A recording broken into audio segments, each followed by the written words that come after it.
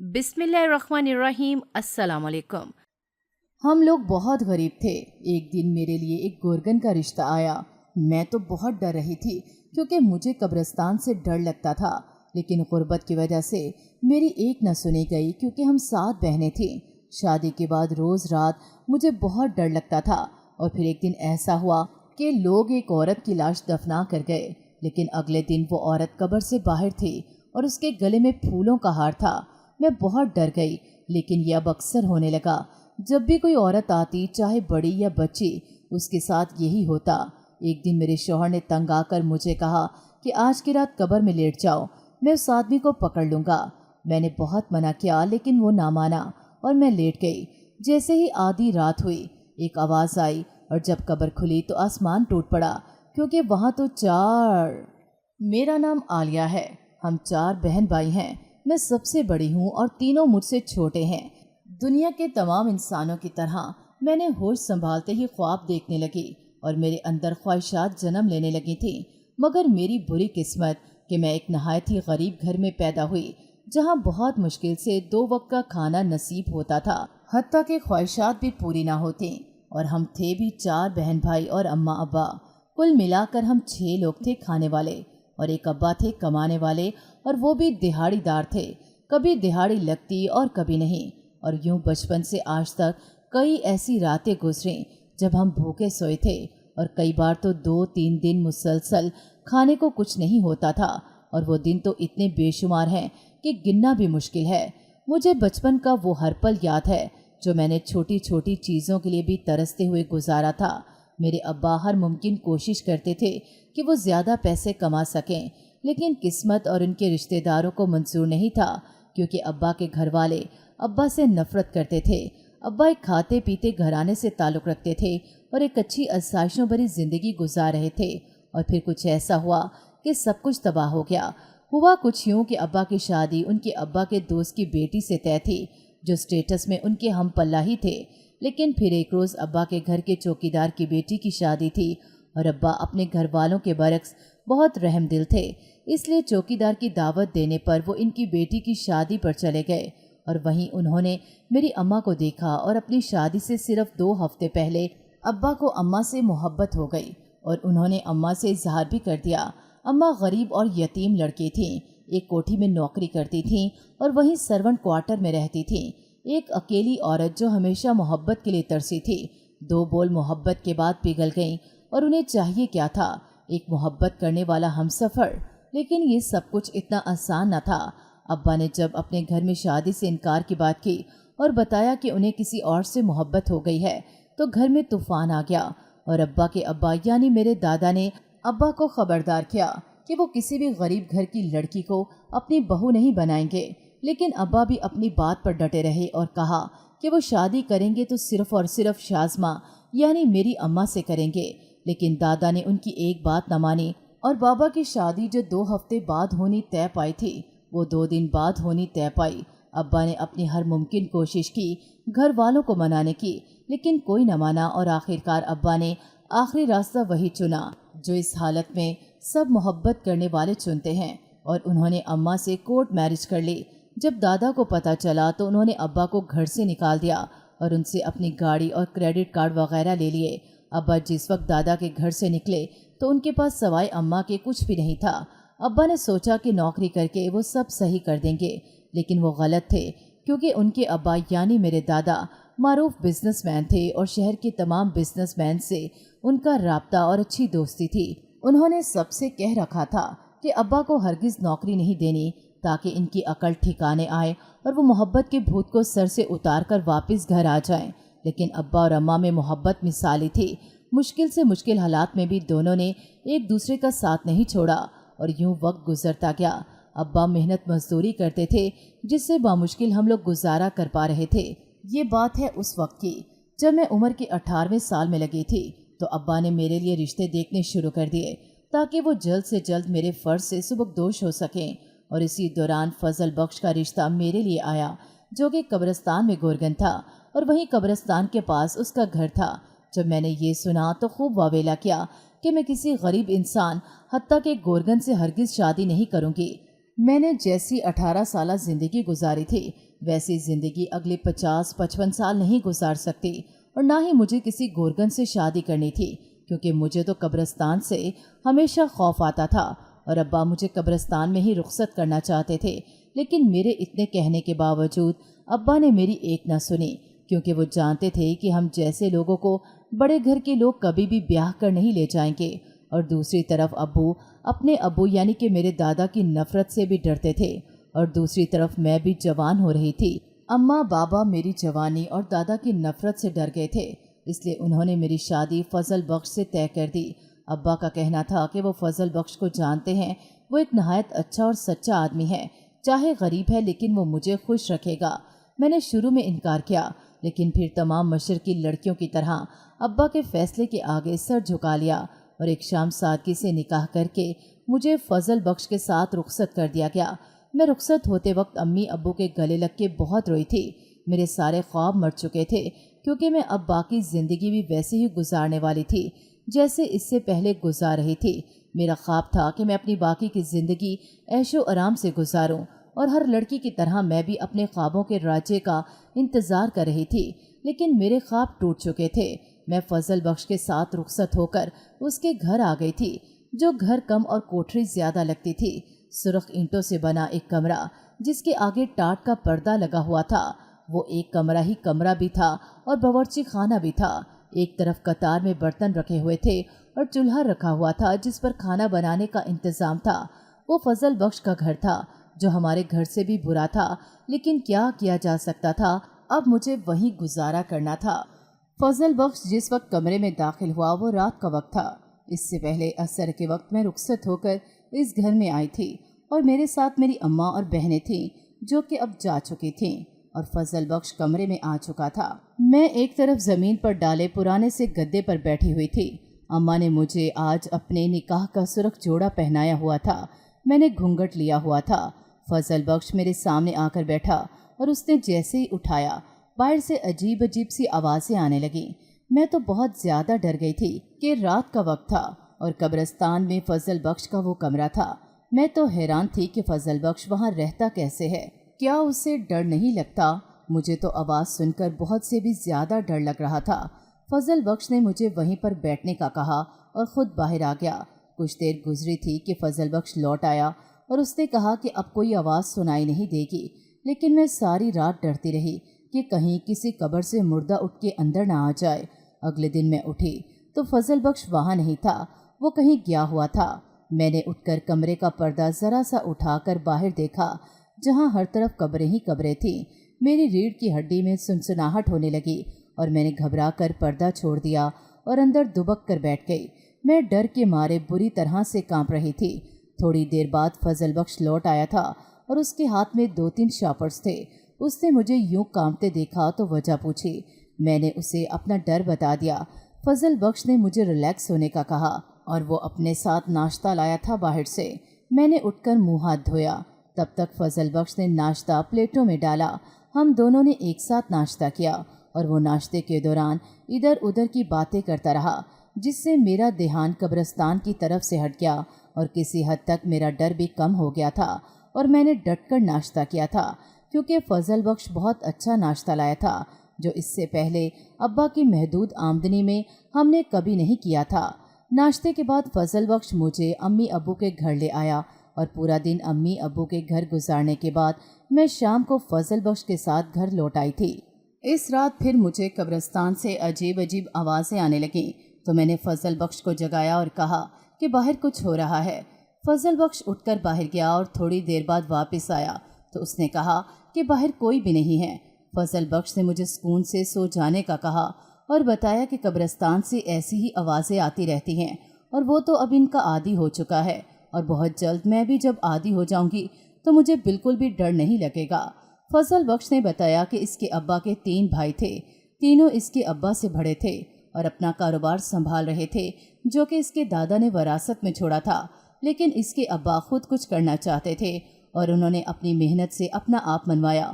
اس کے ابا ایک کمپنی میں اچھی پوسٹ پر تھے اور بہت پڑھے لکھے تھے۔ خاندان میں سب اس کے ابا کے گن گاتے رہتے اور وجہ یہی تھی کہ اس کے ابا ایک اچھی پوسٹ پر ماہانہ لاکھوں کماتے تھے और इसके अब्बा की बड़ी भाभी की बहन अब्बा को पसंद करती थी और अब्बा भी उन्हें बहुत पसंद करते थे और भाभी को भी कोई एतराज़ नहीं था, क्योंकि अब्बा की भाभी के माँ बाप फोत हो चुके थे और अब्बा की भाभी की बहन उनके साथ ही रहती थी। और अब्बा की भाभी यानी कि फजल बख्श की ताई इस बात पर ही खुश थी कि उनकी बहन हमेशा उनके पास रहेगी और महाना लाखों कमाने वाले के साथ एक शानदार ज़िंदगी गुजारेगी। और फिर बहुत धूमधाम से फजल बख्श के अब्बा और उसकी ताई की बहन यानी कि उसकी अम्मा से शादी हो गई। शादी के बाद उसकी अम्मा अब्बा एक साथ बहुत खुश थे और एक अच्छी ज़िंदगी गुजार रहे थे। और ये अच्छी ज़िंदगी तब मुकम्मल हो गई जब एक दिन उसकी माँ की तबीयत ख़राब हो गई। डॉक्टर के पास ले गए तो डॉक्टर ने बताया कि उसकी अम्मा माँ बनने वाली है। ये इतनी बड़ी खुशी की खबर थी कि मिठाइयाँ बांटी गईं और कुछ अरसे बाद इन खुशियों की वजह भी दुनिया में आ गई, यानी फजल बख्श पैदा हुआ। इसका पैदा होना इसके अब्बा के लिए बहुत अच्छा साबित हुआ और इनकी प्रमोशन हो गई और यूं ही ज़िंदगी बहुत अच्छी गुजर रही थी। एक दिन वो हुआ जिसका असर फजल बख्श के अब्बा और फजल बख्श की ज़िंदगी पर हुआ कुछ यूं कि कंपनी में किसी कोलीग ने हसद की वजह से फजल बख्श के अब्बा को कंपनी के सीक्रेट दूसरी कंपनी को बेचने के इल्ज़ाम में फंसवा दिया और वहीं से फजल बख्श के अब्बा का सवाल शुरू हुआ। उन्हें न सिर्फ नौकरी से निकाल दिया गया बल्कि पुलिस के हवाले भी कर दिया गया। फजल बख्श की अम्मा को जिस वक्त ये सब पता चला वो छत पर थीं और जैसे ही उन्हें खबर मिली तो वो दौड़ती हुई नीचे की तरफ आईं, जहां जल्दबाजी में उनका पैर फिसला और वो धर्म से नीचे आ गईं। सर फर्श से टकराया और बेतहाशा खून बहने लगा और इससे पहले कि उन्हें अस्पताल ले जाया जाता उन्होंने आखिरी सांस ली और इस दुनिया को छोड़ गईं। फजल बख्श उस वक्त सिर्फ 8 साल का था और बहन की मौत पर फजल बख्श की ताई, जो कि इसकी खाला भी थी, उन्होंने फजल बख्श के अब्बा को इस मौत की वजह करार दिया और फजल बख्श से भी नफरत करने लगी। वो भूल गईं कि वो सिर्फ उनके देवर का नहीं, उनकी बहन का भी बेटा है। दूसरी तरफ फजल बख्श के अब्बा सारी हिम्मत हार चुके थे। 1 साल बाद फजल बख्श के अब्बा को जेल से रिहाई मिली तो वो घर आए, लेकिन इनके भाइयों ने उन्हें कबूल करने से इनकार कर दिया और उन्हें फजल बख्श के हमरा घर से निकाल दिया। फजल बख्श के अब्बा ने कारोबार में से अपने हिस्से की बात की ताकि आगे अपने बेटे को अच्छी ज़िंदगी दे सकें, लेकिन इनके भाइयों ने वो भी ना दी और जो इल्ज़ाम इन पर लग चुका था, इसके बाद कोई भी कंपनी उन्हें नौकरी देने को तैयार नहीं थी और उनके साथ 11 साला बेटा भी था तो कहाँ जाते। सड़क किनारे बैठे थे कि वहाँ से एक शख्स कुछ सामान उठाए जा रहा था। वो उन्हें अपने साथ ले आया। वो इस कब्रिस्तान का गोरगन था और फजल बख्श के अब्बा भी पेट पालने की खातिर उनके साथ गोरगनी का काम करने लगे थे और फिर दोनों की वफात के बाद फजल बख्श ने ये काम संभाल लिया था और अब वो इस कब्रिस्तान का गोरगन था। बातों ही बातों में मुझे नींद आ गई और मैं सो गई। सुबह उठी तो फजल बख्श मौजूद नहीं था, लेकिन वो मेरे लिए नाश्ता छोड़ गया। मैंने मुंह हाथ धोकर नाश्ता किया और फजल बख्श के लौटने का इंतज़ार करने लगी। यूं ही दिन गुजरते गए और मेरा दिल फजल बख्श की तरफ से मुतमईन हो गया। अब्बा ने वाकई मेरे लिए अच्छा फैसला किया था। फजल बख्श एक अच्छा इंसान था और मेरे साथ उसका रवैया इतना अच्छा था कि हम दोनों के ताल्लुकात काफ़ी दोस्ताना थे और मैं वाकई कब्रिस्तान के माहौल की आदी हो गई थी और अब रोज़ाना की टिक टिक के बगैर तो जैसे नींद ही ना आती। लेकिन एक दिन कुछ ऐसा हुआ कि मैं जी जान से कांप उठी थी। हुआ कुछ यूँ कि एक दिन कुछ लोग सुबह सवेरे फजल बख्श के पास आए और उसे कब्र खोदने का ठेका दिया और जब फजल बख्श कब्र खोद चुका तो कुछ लोग एक जनाजा उठाए हुए आए थे। मैं भी देखने को कमरे से बाहर निकल आई, जहां चंद लोग जनाजे को दफनाने की तैयारी कर रहे थे और मुझे ये देखकर हैरत हुई कि सिर्फ 4 लोग थे जो जनाजे के साथ आए हुए थे, वरना रोजाना तो एक लश्कर इकट्ठा होता है। वहां जब मैयत को दफनाने लगे तो उसके चेहरे से कफन थोड़ा सा हट गया और तब मैंने देखा वो एक जवान औरत का जनाजा है जो नहायत खूबसूरत थी। उसके चेहरे पर बेतहाशा नूर बरस रहा था। वो 4 लोग मैयत को दफना कर चले गए तो मैं और फजल बख्श भी वापस अपने कमरे में आ गए। मेरी तरह फजल बख्श भी हैरान था और जब मैंने उससे वजह पूछी तो उसने बताया कि जितना मुआवजा बाकी लोग कब्र खोदने का देते हैं, आज इन 4 लोगों ने उसका 4 गुना दिया है। मैंने फजल बख्श को कहा कि शायद इन लोगों के पास पैसे ज़्यादा हों इसलिए दिए हों। इस दिन फजल बख्श मुझे खाना खिलाने बाहर लेकर गया। हम वापस आए तो थके हारे थे इसलिए सो गए। अगली सुबह उठे तो वही 4 लोग दोबारा आए और उन्होंने फजल बख्श को कब्र खोदने का ठेका दिया। मैं और फजल बख्श दोनों हैरान हुए कि कल ही तो वो लोग एक औरत को दफना कर गए थे, तो और आज फिर किसी की मैयत ले आए थे। खैर ये सोचना हमारा काम नहीं था। फजल बख्श गोरगन था, सो उसने कब्र खोदने की हामी भर ली तो वो लोग चले गए। फजल बख्श ने कब्र खोदी तो कुछ देर बाद वो 4 लोग जनाजा उठाए चले आए। मैं फिर कमरे से बाहर निकल आई और सारा मंजर देखने लगी। वो चारों आदमी जब मैयत को दफनाने लगे तो इसके चेहरे से थोड़ा सा कफन हट गया और मैंने देखा कि वो एक छोटी बच्ची की लाश थी जो बामुश्किल 10 साल की होगी। मैं इतनी छोटी बच्ची की मैयत देखकर मुझे बहुत अफसोस हुआ कि इतनी छोटी सी उम्र में वो बच्ची चल बसी थी। फजल बख्श को आज फिर 4 गुना मुआवजा मिला था। वो बाजार से घर के लिए सौदा सलफ लेने चला गया और उसे आते आते शाम हो जानी थी। मैं बैठी उसका इंतजार कर रही थी कि मुझे बाहर से अजीब सी आवाज़ें आने लगीं और साथ ही अजीब सी खुशबू भी आने लगी जो इससे पहले नहीं आती थी। तो मैंने उठकर पर्दा ज़रा सा हटाया और जो मैंने देखा मैं कांप कर रह गई। मेरा पूरा वजूद पसीने से शराबूर हो चुका था। मैंने देखा कि वो औरत जिसे कल वो 4 लोग दफना कर गए थे वो अपनी कब्र के पास खड़ी थी। इसके गले में सफ़ेद फूलों का हार था जिससे अजीब सी महक पूरे कब्रिस्तान में फैल गई थी। इस औरत ने सफ़ेद लंबा चोगा पहन रखा था और इसके जिस्म से सफ़ेद रोशनियां फूट रही थीं। मैंने इस औरत को देखा जो अपनी बड़ी बड़ी आंखों से इधर उधर देख रही थी। मैं तो ये सब देखकर मारे खौफ के बेहोश हो गई थी। मुझे जब होश आया तो मैंने देखा मैं अपने बिस्तर पर हूँ और फजल बख्श मेरे पास मौजूद है। मैं बौखलाई सी उठी और चलाने लगी थी। फजल बख्श ने बड़ी मुश्किल से मुझे शांत किया और मुझसे वजह पूछी तो मैंने उसे सारा वाक़या सुनाया जिसे सुनकर वो हंसने लगा था। उसने कहा कि मैं इस सब को अपने जहन पर सवार कर रही हूँ, तभी मुझे ये सब कुछ नज़र आ रहा है। और कल मैं इस औरत की बातें फजल बख्श से कर रही थी कि वो कितनी खूबसूरत और जवान है और आज वो औरत इसलिए मुझे नज़र आ रही है। सब मेरा वहम है।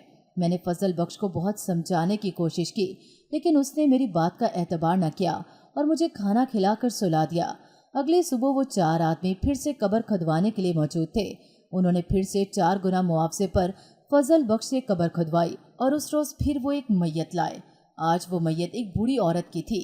वो लोग मैयत दफना कर चले गए थे और फजल बख्श भी किसी काम से चला गया और शाम के वक्त मुझे वही कल वाली महक फिर से आई और साथ कुछ अजीब आवाज़ें भी आई थी। मैं डरते डरते पर्दे के पास गई और उसे ज़रा सा हटाकर बाहर झांका और आज जो मैंने देखा तो फौरन से बेहोश हो गई और जब मुझे होश आया तो फजल बख्श मेरे पास मौजूद था। मैंने उसे बताया जो मैंने देखा था। मैंने देखा था कि वो बच्ची जिसे वो 4 लोग कल दफना कर गए थे और इस बच्ची ने भी फूलों की माला पहनी हुई थी और सफ़ेद चोगा पहन रखा था।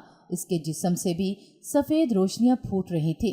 लेकिन आज भी फजल बख्श ने मेरी बात का एतबार नहीं किया क्योंकि वो इन सब चीज़ों पर एतबार नहीं करता था। इससे मुझे खाना दिया और सुकून की दवाई देकर सुला दिया, वरना मैं सारी रात वही बातें दोहराती रहती। अगले दिन फिर वही हुआ। वो 4 लोग फिर मैयत लेकर आए और दफना कर चले गए। इनके जाने के बाद मैं डरती डरती कब्रिस्तान गई तो मैंने देखा कि वो तमाम कब्रें जो इतने दिनों से इन 4 लोगों के कहने पर फजल बख्श बना रहा था, इन सब पर कुछ अजीब तरह के निशान बने हुए थे। मुझे वो निशान बहुत अजीब लगे थे लेकिन मैं कुछ समझ ना पा रही थी। मैंने आज फजल बख्श को कहीं जाने न दिया और उसे कहा कि आज सब आंखों से देखकर यकीन कर ले।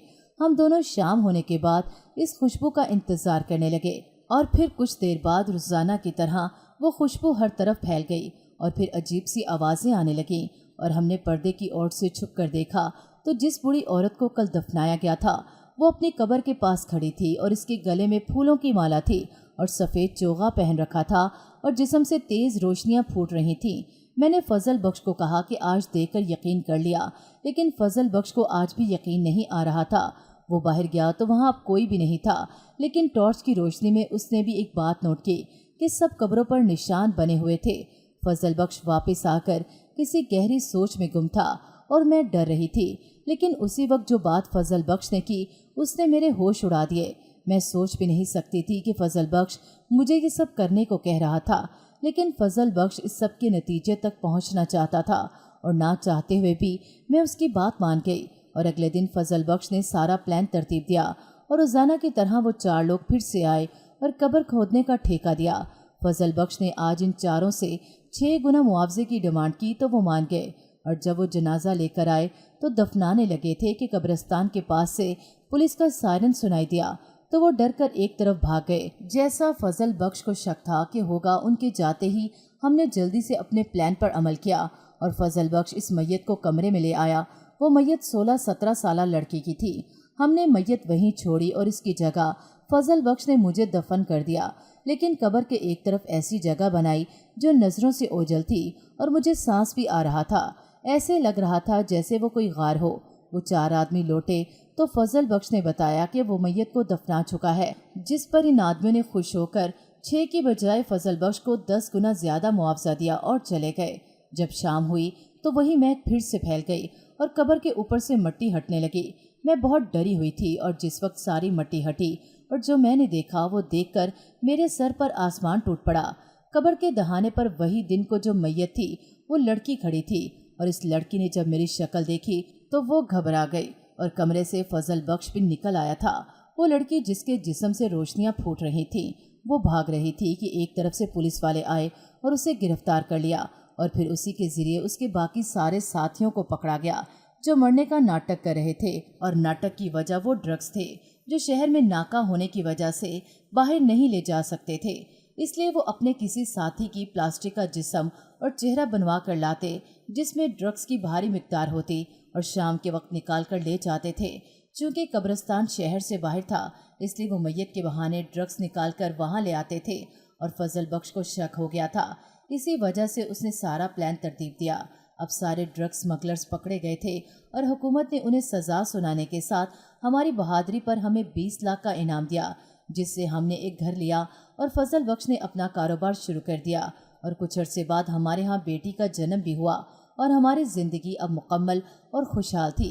मेरे तमाम ख्वाब फजल बख्श ने पूरे किए थे और मैं मशकूर थी अपने अब्बा की, जिन्होंने मेरे लिए इतना अच्छा जीवन साथी चुना था। नाजरीन, अगर आपको हमारी कहानी अच्छी लगी है तो वीडियो को लाइक करें, शेयर करें और हमारे चैनल को सब्सक्राइब करें। अगली वीडियो तक इजाज़त दें। अल्लाह हाफिज़।